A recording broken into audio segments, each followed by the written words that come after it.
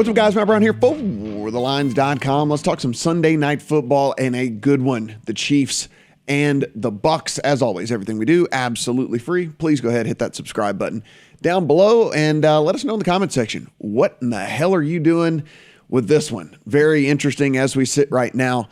This is a 1 to 1.5 point spread in favor of the Bucs. A total 46.5. Now, earlier in the week, we were wondering what the weather was going to be like in this one.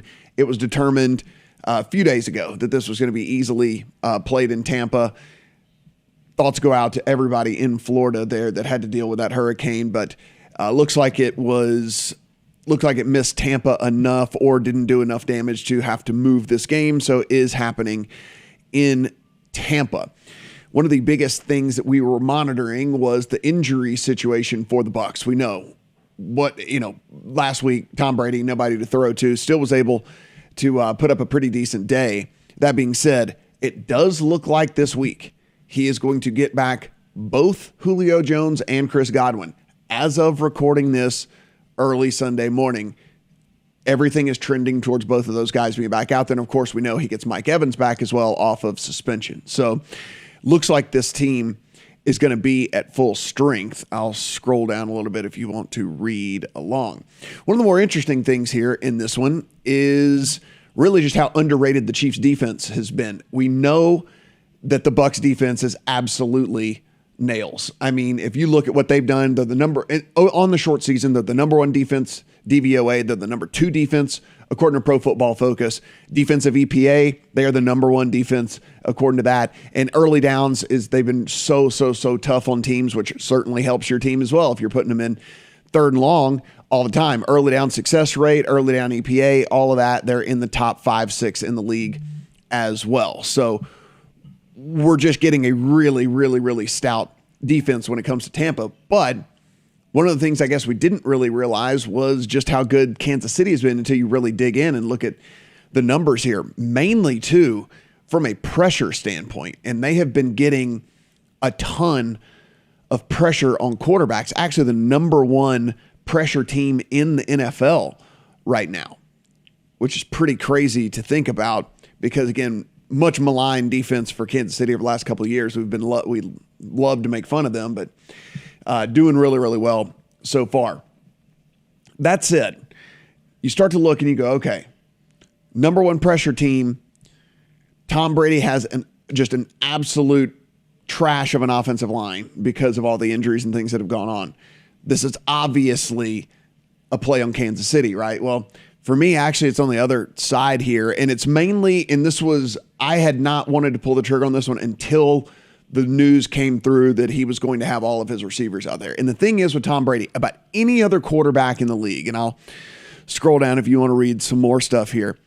The thing about Tom Brady over any other quarterback, if this was any other quarterback, I would be looking probably on the Kansas City side of things. But one of the things Brady does so incredibly well is just get the ball out of his hands incredibly fast, right? He will get the ball, make a decision, and execute better than any quarterback in the NFL. And so with that, I'm actually not worried about the fact that Kansas City has gotten as much pressure as they have, and they're not really worried about Tampa and their bad offensive line so far.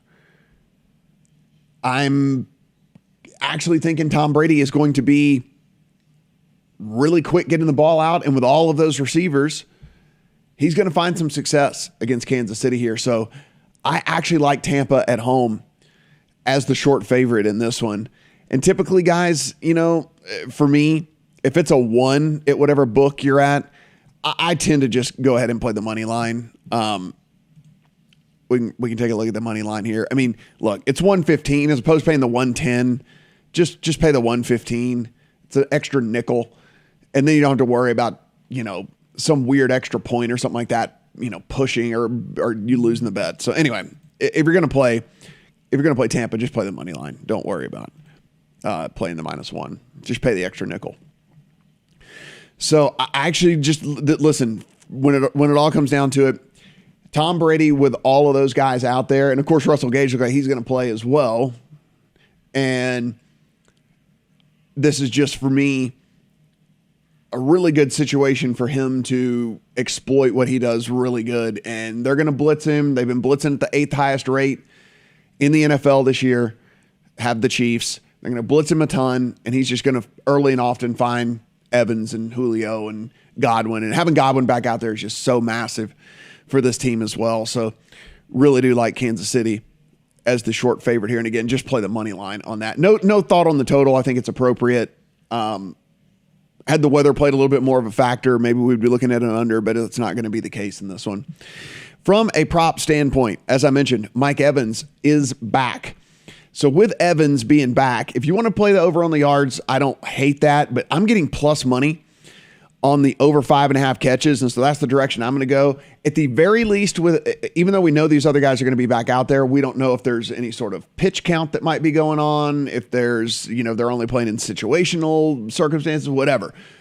Mike Evans didn't miss for injury. Mike Evans missed for suspension. So we know that he's completely healthy. So I am going to bet on the one receiver that I know is completely healthy to be Tom Brady's favorite target in all this. And let's not forget, last week, Russell Gage was the only receiver that was out there that Tom Brady had any sort of familiarity with. Russell Gage had 12 catches in the game. He had 12 catches in the game. So I'm getting plus money for Mike Evans to get to 6. I'll take the plus money here for Evans to get to 6. Another prop that I am looking at. And of course, by the way, guys, if you don't know about this, odds prop finder tool, it'll take you to this page and then you just type in anybody's name and it'll help you find the absolute very best line in your state for whatever sportsbook it is. So take advantage of that as well. Really awesome. Really awesome. So I'll pull up Mahomes, and no, I'm not playing the yards. No, I'm not playing touchdowns or anything like that. I'm actually going to the kind of obscure prop of interceptions, and I'm going to play the over at even money on him, basically saying yes on Patrick Mahomes to throw an interception. The interesting thing about this, Patrick Mahomes, if you've been watching these games this year, should have at least 3 more interceptions than he has, maybe more. He has gotten very fortunate when it comes to turnover luck. I'm talking passes that have just doinked receivers dead center, either in the face mask or in their chest, and they just haven't made the interception. He's going to be a guy that throws more interceptions because he takes more risk and they throw the ball a ton, right? So that's just one of those things that you take the good with the bad with Patrick Mahomes. I mean, he has thrown an interception in over 42% of the games that he's played as a professional. So, I mean, nearly every other game he's thrown a pick. And then you look at this Bucs defense that I just talked about is basically in the top 5 in every single category that there is in the NFL. And they're a very opportunistic defense because they actually have 45 picks in the last 41 games that they've played, dating back to 2020. So they don't drop them very often, and they take advantage of when the ball gets thrown their way. So again, I think Mahomes and them specifically, when you look at the path of least resistance, is still going to be throwing the ball against this Bucs team. And so if he's throwing a ton, there's just been more chances for him to throw a pick. And again, he's thrown a pick nearly every other game that he's played in the NFL. We did a same game parlay on Thursday. We nailed it. And so let's go ahead and try another one here. And this is the Bucs win story being told. Again, we're trying to tell a story with our same game parlay. So the Bucs win. If the Bucs win, we are likely holding the Chiefs here to under 27 points. So we'll give ourselves a little bit of a leeway here and take the under 27.5. If we are winning, we are likely scoring at least 20 points as well from a Bucs standpoint. So at least 20, over 19.5. If we are winning, Tom Brady's going to have success through the air. The run game for Tampa has been atrocious so far, incredibly inefficient. So Brady's going to have to move the ball with those receivers of his. So if that's the case, he's going to throw for at least 230 yards in the game. And then again, I already mentioned Mike Evans being the only healthy, truly healthy 100% receiver that he's got. The other guys are going to play, it looks like, but we know they are actually coming off of injury, as to where Evans is just coming off of suspension.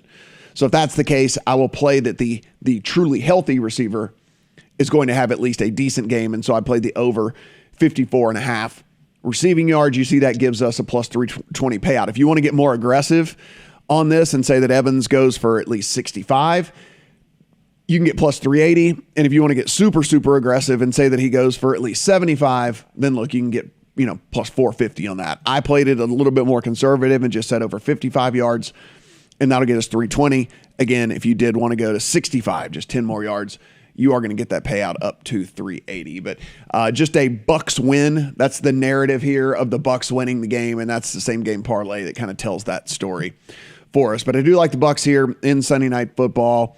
Not a huge bet for me. Not a ton of conviction, because the Kansas City offense has still been pretty good this year, even though it hasn't been putting up eye-popping numbers.